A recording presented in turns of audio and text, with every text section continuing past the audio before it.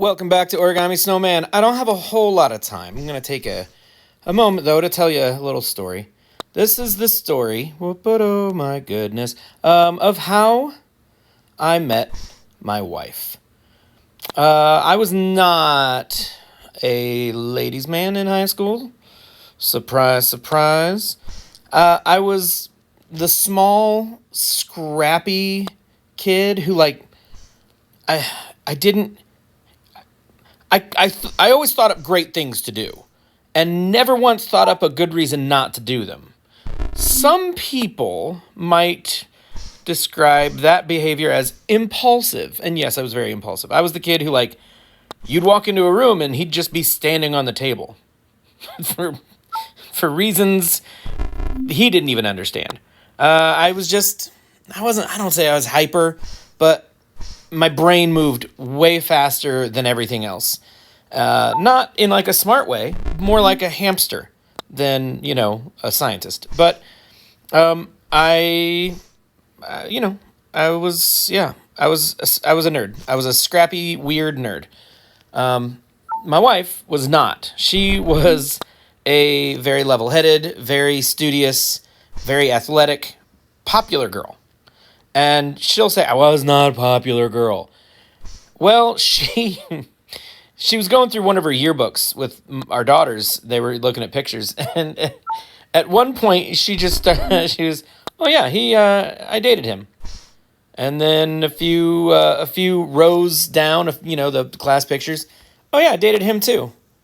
And I dated him. And him.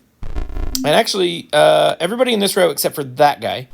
And then, and it just became this horrifying experience for me and for my daughters, where my wife just had a catalog of hearts she had broken. And somehow, this siren got to me and thought, that's enough. I'm good. I'll stop here.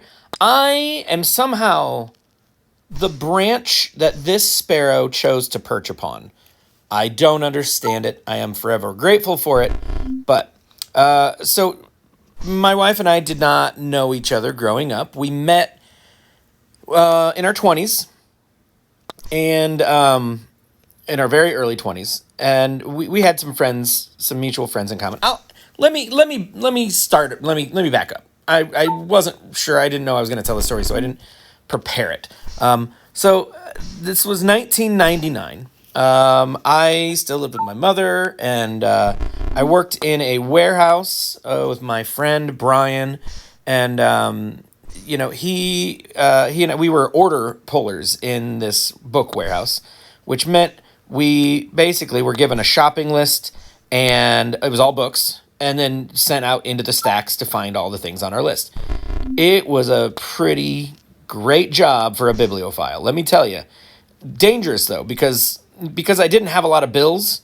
All I had to do was keep my 1986 Chevette insured and fueled. That was it. Those were my expenditures. I spent about as much as I made at that place. We were allowed to buy books, and I did. Boy, did I ever. So Brian was also a reader, and he'd worked there for a while, and that's kind of where he and I met, and we bonded over our love for Star Wars, and we just kind of became friends.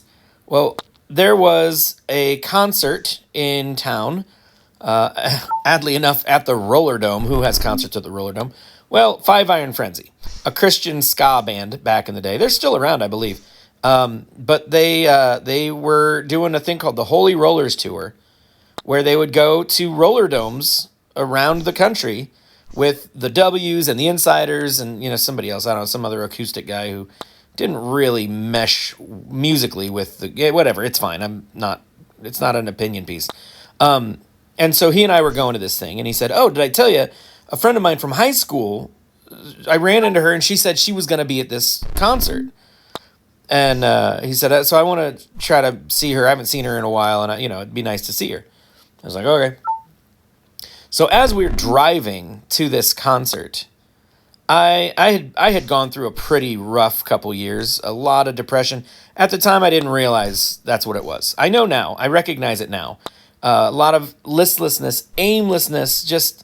I just felt, I just felt rock bottom. Absolutely lowest point of my life. Nah, not really. Up to that point, it had been. I've since experienced lower, but we're not going to talk about that. So I was not doing well, and I was able to get my head right, and had a good friendship. Brian, he was helpful, very, very good guy. Gave me some good advice, and just kind of was patient with me and helped me through it, and it was awesome. And so, as we're driving to this concert, I said to him, I feel good. Like, I really feel good. I feel like my life is right on track. I don't feel like I want anything else. I don't want anything else in my life. Everything's fine the way it is. I don't feel like I need a better job, or I don't need a fancier car. I don't want like a relationship. I'm happy. And he said, "That's awesome, man. That's great. Congratulations. That's terrific. It's amazing to get to that point." And it really is. If you've never been at that point in your life, it is an incredible sensation. But once you realize you're there, look out, because 20 minutes later, there's a good chance you're going to meet the love of your life. And it's going to upend all sorts of things. Because that's exactly what happened to me. 20 minutes after saying those words to my friend Brian, we're standing in this roller dome full of a bunch of punk kids and weird, roller dome rats, and, just a very interesting collection of people. I hear, "Brian!" And this woman runs by and attacks my friend and gives him this big hug. I remember she was wearing a light blue t-shirt and like a red sweatshirt and like grayish brown pants, and she had curly hair, and she was breathtaking. It was, you couldn't, if a sinkhole had opened up underneath me, I could not have been more out of my league for survival. Like, this was it. I was like, I am in trouble, because I don't even know who this person is, but I was definitely in love. Like, it was genuine love at first sight. I won't say that I saw my future, but I knew that she was going to be part of it one way or another. I was going to either make this girl fall in love with me, or I was going to be her very best friend and be absolutely miserable at her wedding. One of those things was going to happen. I knew. I said, there's not a lot I remember about that concert, except for Betsy.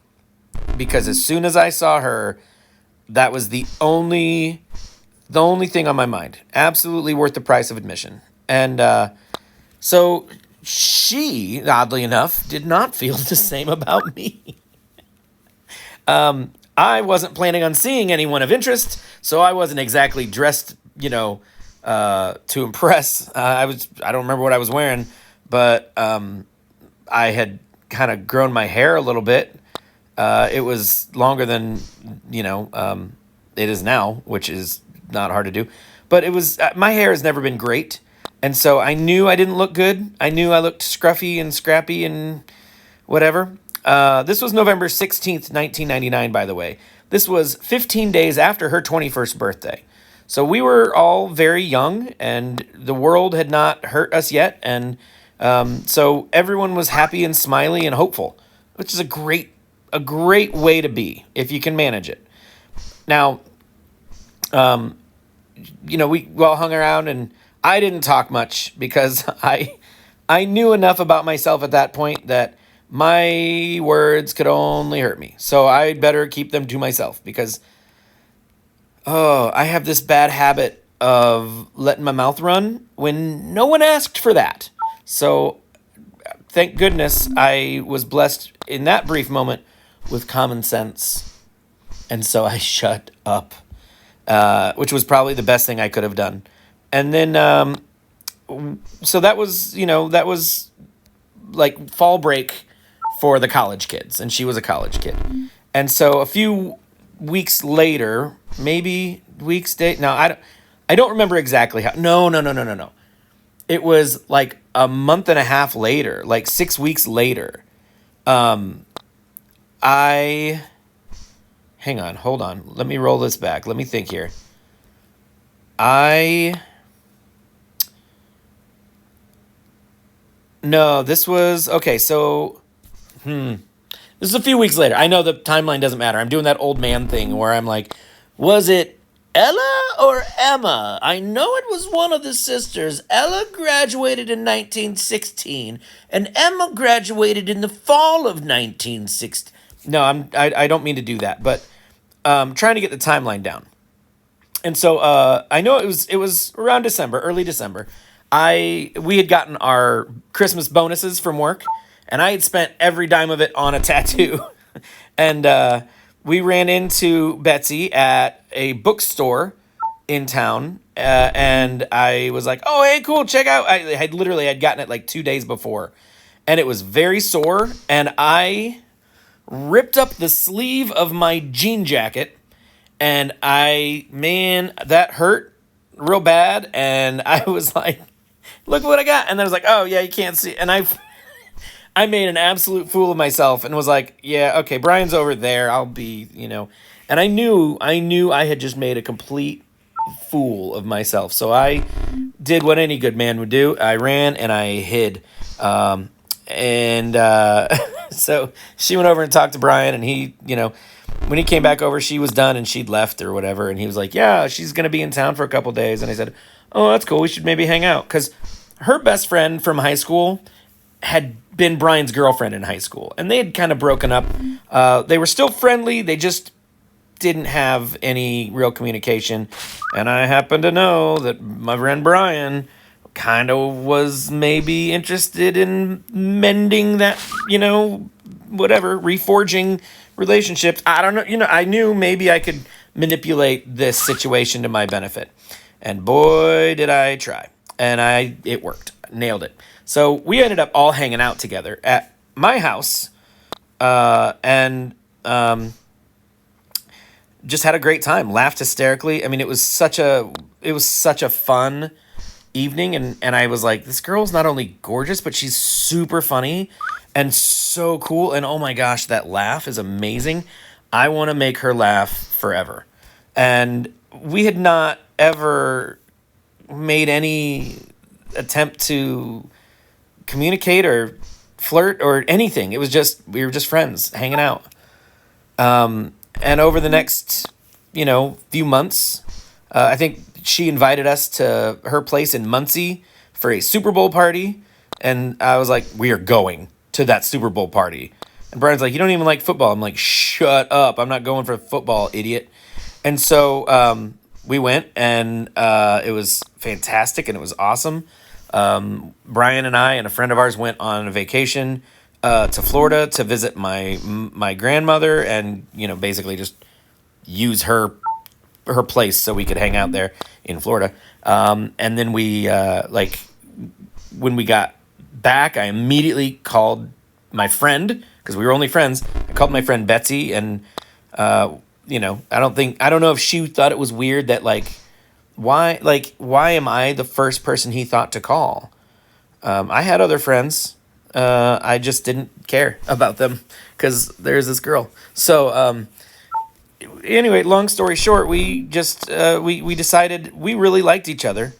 It just probably wasn't a great idea for us to try to date because we lived so far apart. She was in Muncie. I was in Grable. If you've never heard of Grable, don't feel bad. Nobody has. It barely exists. And so, it just didn't seem like great timing. And then we decided we didn't care. And I liked her and she liked me. And so let's date. And so we did. And Brian and his ex-girlfriend, they got back together. And now they're married and they have 3 kids. And we're married and we have 3 kids. They live in Los Angeles. We live, near Los Angeles. Or they live in California somewhere. I don't know. It's all Los Angeles. And we live here still in Fort Wayne. So, and we're very happy. We've been married since June 22nd, 2002. So it'll be 22 years here shortly. And I'm happy to say that it's thumbs up. Would recommend. 10 out of 10. Do it, guys. Fall in love and get married. It's the best thing ever. I love you guys so much, and I love my wife, and she's amazing and wonderful, and I hope she would agree that I'm the same. But I get it. I'm kind of, if you heard my last video, me eating, she has to live with that. So pray for her, you guys. Thank you so much. I love you so much, and I'll see you in the next one, I hope. Goodbye.